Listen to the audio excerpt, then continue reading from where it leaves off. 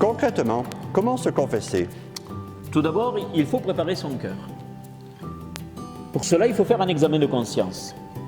Cet examen de conscience, pour le faire, on peut s'aider de la parole de Dieu.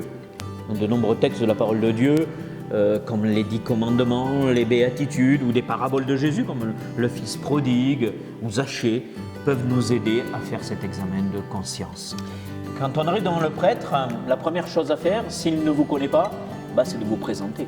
Il vaut mieux. Et une fois que vous êtes présenté, avec le prêtre, vous réciterez l'acte de contrition.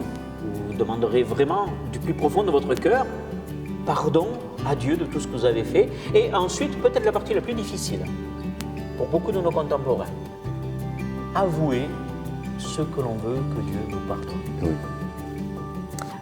Et une fois que vous avez avoué ce que vous voulez que Dieu vous pardonne, le prêtre va vous donner une pénitence. Pas très compliqué, hein? Ça dépend ce qu'on a fait.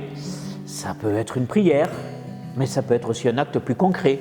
Si tu as volé, par exemple, ça peut être restitué ou remboursé ce que tu as volé, par exemple. Et ensuite, il vous donne le pardon. Et une fois qu'on a reçu le pardon, on est pleinement réconcilié avec Dieu et ses frères. Après l'examen de conscience, il y a une chose importante aussi qu'on peut faire, si on le sent, c'est de rendre grâce.